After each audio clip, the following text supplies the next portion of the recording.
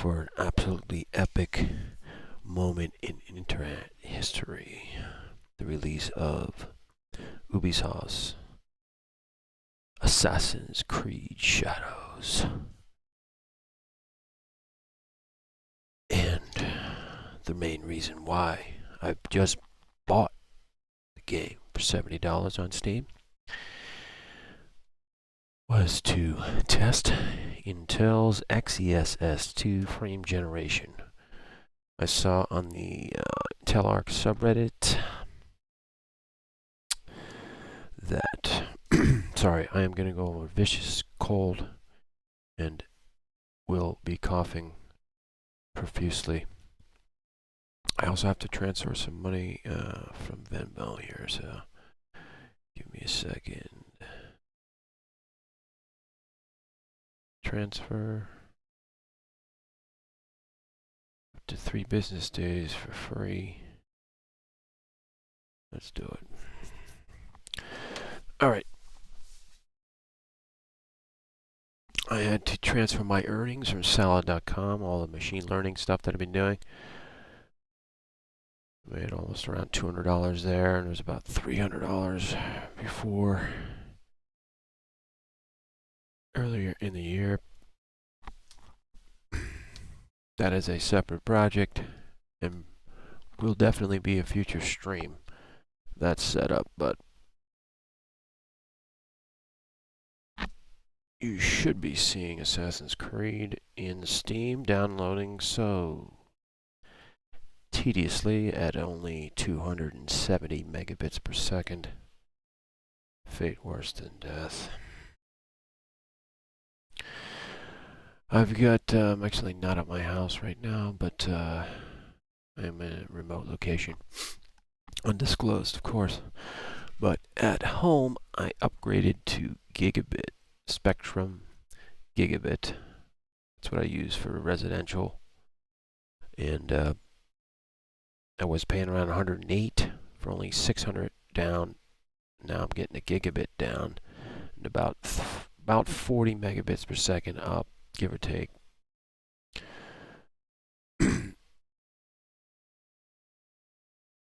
But here is much slower. Let me see. I have to monitor the stream. I have a live tab grouping on my iPhone. Has all the sites on there, so I just go in there and reload all the web pages. And 404 is not cool at all on Kick. Not cool.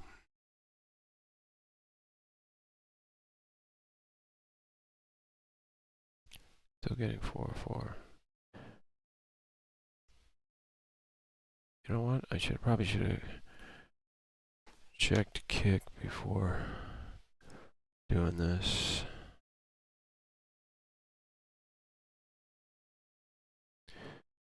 I've got 20 minutes on the download.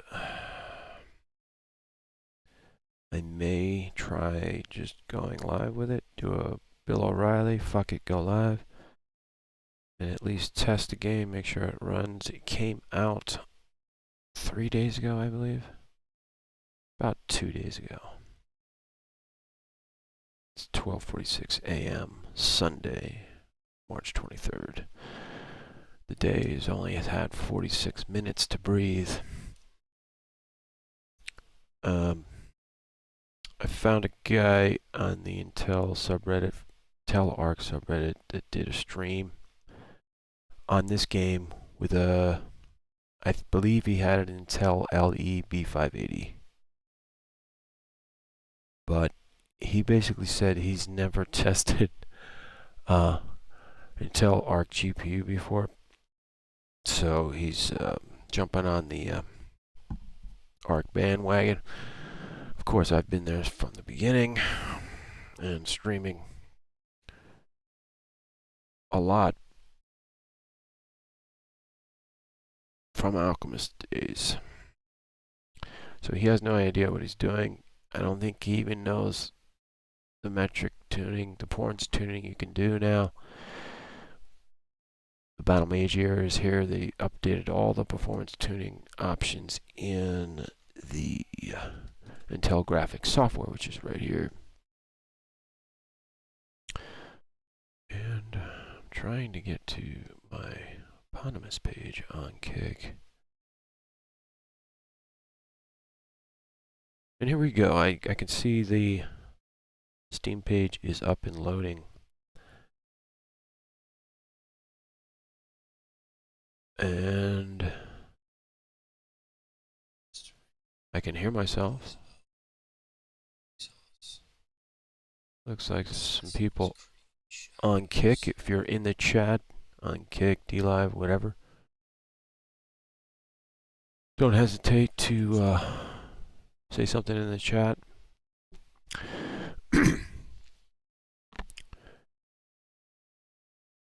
Anyway, so this guy's, I'll try to find his channel on YouTube. He's testing Assassin's Shadows, and I don't think he realizes there's all this. There's the GPU tuning basic, and there's also advanced. Advanced has the curve, which I've got to do some more testing on. So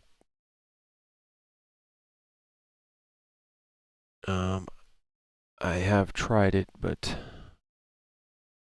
what's it called? Afterburner does stuff like this too.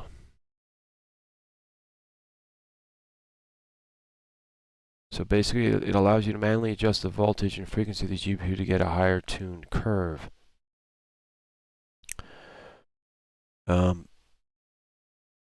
But I've been doing a lot of overclocking, especially on my first card that I got ever, which is the limited edition Intel's A770. And I've gotten a lot of warnings that the overclocks were creating issues. And then I started getting black screens and blue screens. Black screens with nothing at all while playing games, and also blue screens. So I've rested that GPU. I've got 6 total ARC GPUs in total. So I'm going to come back to that limited edition A770. Hopefully in the next month or so. I'm actually going to try using it, I think, at the same time as a Founders Edition 3090. I put it in like one of the secondary slots. Or I might just clean out the drivers and put it in the primary. I don't know. I'll figure something out. But I may have permanent damage. I may not. Because a lot of people were having issues with Alchemist ARC cards with the latest Battle Mage B580, B570 releases and this new Intel graphics software. So I'm hoping it's that and not not all the overclocks I've been doing. I don't think I was really doing anything insane, voltage limit, stuff like that. I got up to maybe 15 tops, I think. Power limit, I don't think I went above 105, maybe 107. But you gotta be careful. There's also the VRAM tuning. It starts at 19. That's the base number, but I've done a lot of testing at 20. And I may just set that now. I think I'm just going to keep everything basic. Reset tuning. See if I can get the game to run. And then I'll try to do some VRAM tuning, GPU tuning on the fly.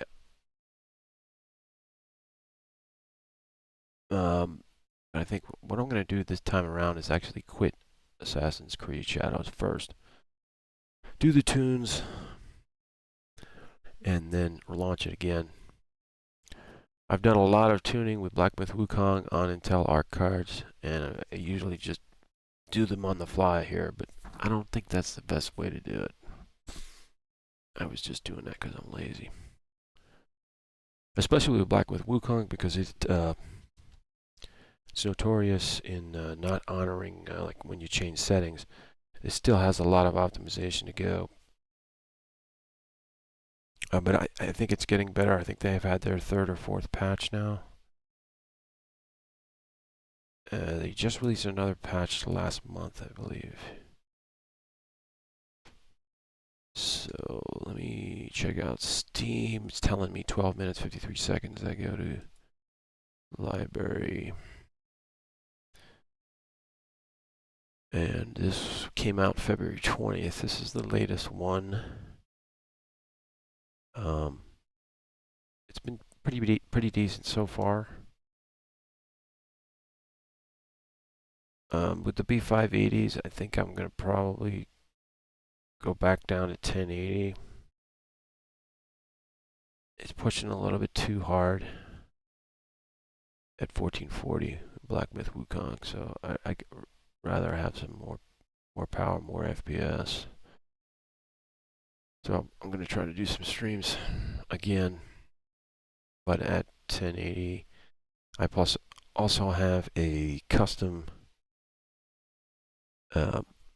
ray tracing Nexus mod. It's basically just swapping out the engine.ini in Unreal Engine 5 and tuning down some of the ray tracing parameters to give yourself some more FPS, some more app power. Should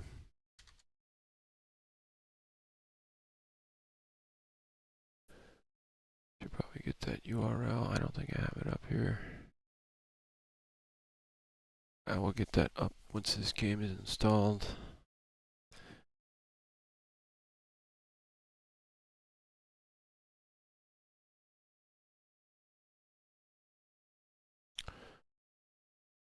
I don't know why these links don't. Should actually be loading the page. Alright, it's muted already. Good.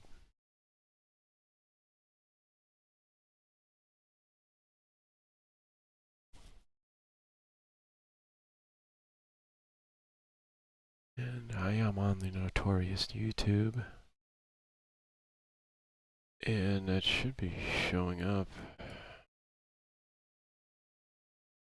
Yeah. Alright.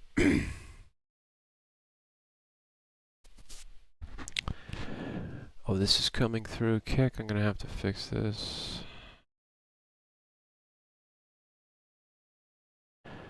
There was an update in Restream.io. I had to reconnect to Kick, but it was all for naught. You still can't update the title.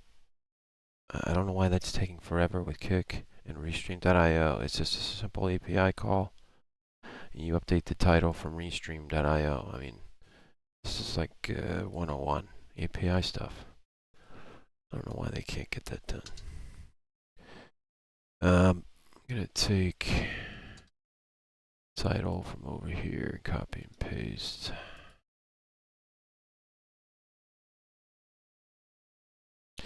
I highly doubt they have Assassin's Creed in here yet. Oh, they do. I guess they're a bunch of Ubisoft bootlickers. Some games I play that they don't even have in here. In this one and also in Restream's configuration dialog pop-up. They don't have all the games. It's just kind of stupid. I mean, all you got to do is, they're all in a database. Just get them in a database or call them from an API.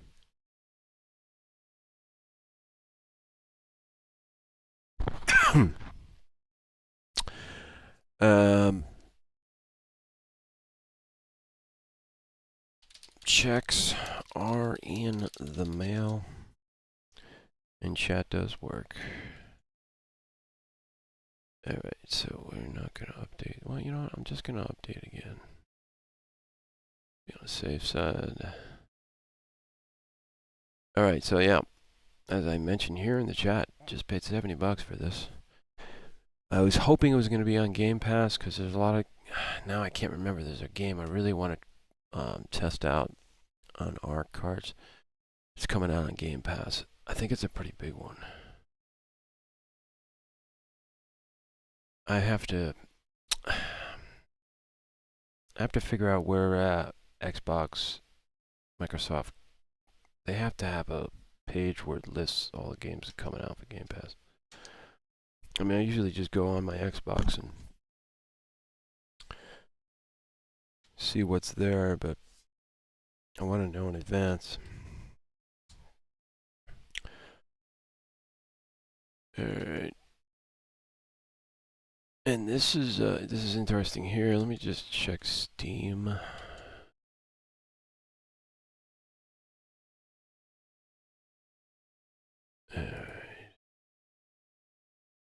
Almost there. It's about 7 minutes. We're getting decent. At least we're getting 270 almost sustained megabits per second down. The peak, it says, is 275. But it's not wavering. A lot of times when you're downloading a large file, game or whatever, it can fluctuate. Sometimes it'll go, it'll be up at 270 megabit, and then it goes down to like 200. And then it can't catch another wave again, and it just fizzles out.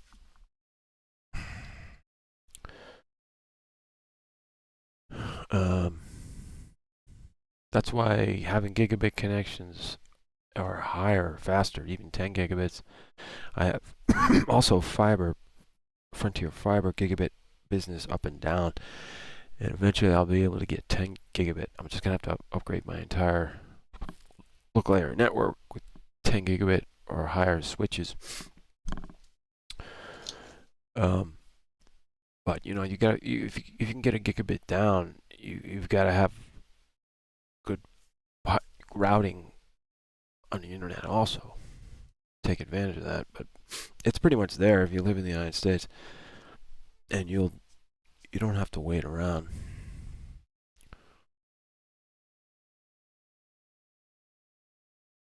Pretty much gigabit down is pretty much has to be the minimum. That's like the standard. It has to be the standard minimum.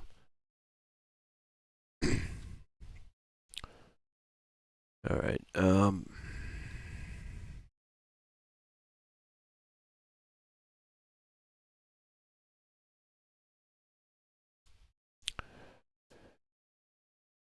Going back to, this is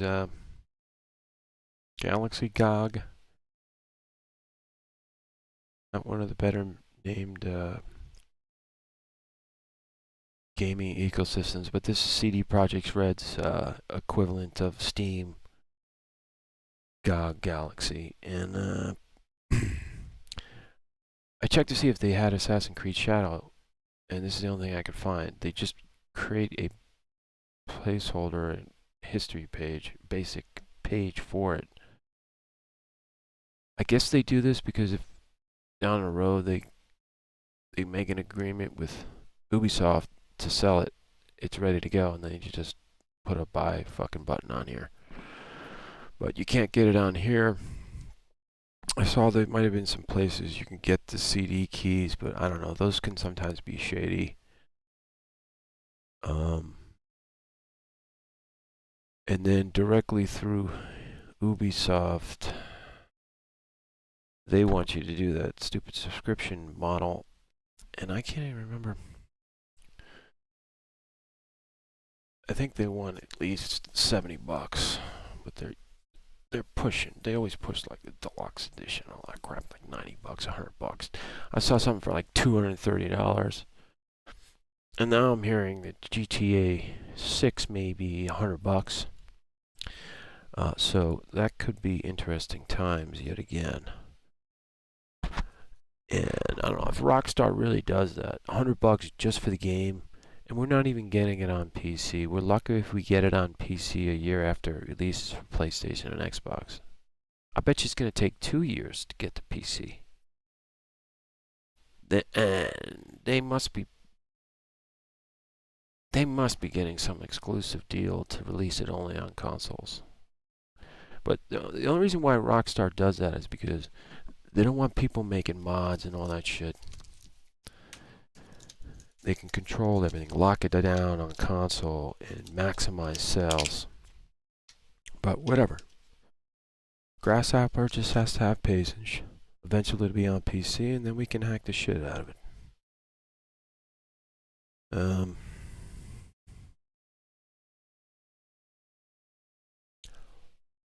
So we got 2 minutes, 57 seconds for liftoff here.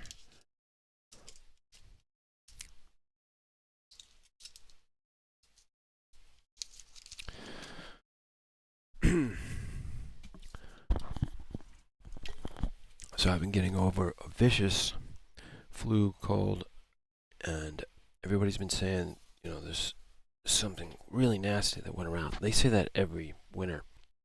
But I end up getting really sick right when winter transitions into spring. At least according to, you know, March 21st. There's meteorological spring, which is beginning of March for most part. I don't know, everybody's got their own idea when spring starts, but I basically just stick to March 21st. So it's just been lingering, and I'm trying to drink as much water as possible. The worst of it's over, so that's good. But I sound like a cheese grater went down my throat or something. So I do apologize if I'm offending anyone. You know, it's not my thing to offend people. All right, so tuning beta. This also has. Oh, this is interesting. So I'm really throwing Intel for a loop here because I've got a limited edition A750 in a secondary PCI slot, which is not going to have as much bandwidth. But I don't know if that's going to matter, especially like with the Battlemage cards. I got to look at the throughput. Are they PCI 5 compatible? They won't even come close to saturating what PCI E5 can do. It's pretty big, pretty massive. So that's why I want to test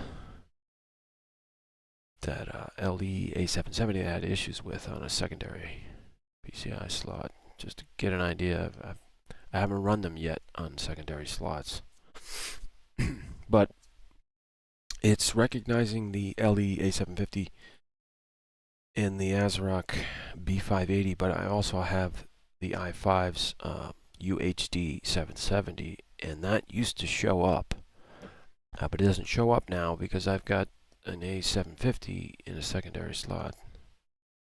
So that's kind of annoying. I don't know if that's happening because the Intel graphics software doesn't support more than 2 GPUs. So I'm gonna contact the Intel Discord and figure out. Probably check on Intel's ASRock subreddit first, maybe. Then go to the Discord. Yeah,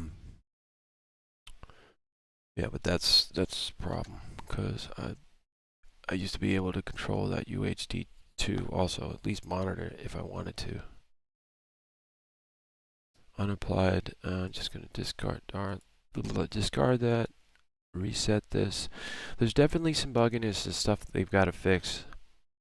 In the tuning beta here, it's not horrible. It's not like system crashes all the time, but it needs to get fixed. So I am going to see if the game launches, and then I'm going to restart the stream without the downloading in the title. All right.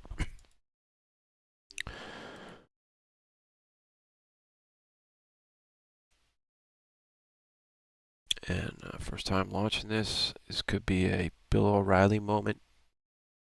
I have no idea what's going to happen, so I do apologize. Could be a Bill O'Reilly moment. God damn you, Bill O'Reilly. God damn you.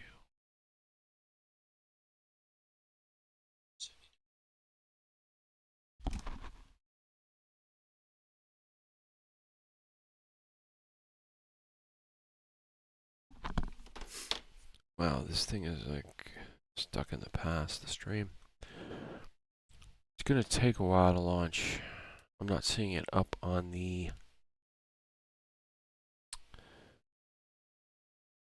taskbar down at the bottom. Hasn't even popped. There it goes. Alright. I'm just gonna bring it down. The login actually came in. So I will bring the stream down and test it, make sure it runs. And then if all goes well, I'll be back up online. So if you want to check out my system here is i5 13600K, 13 gigabytes of RAM. I have PCIe 4 NVMe M.2, 4 terabyte, and the ASRock Steel Legend B580. So I'm going to try to run Assassin's Creed Shadows with Intel's new XeSS 2 frame generation. I'm hearing it's better than AMD's FSR 3.1. Have to see what's going to happen with FSR 4. I'm not seeing a lot of games with FSR 4 support, but that'll be a future stream. I also will try to test any other tech that's in the game. So I'm going to sign off for now, and hopefully I should be back on in a little bit. If you're in the chat,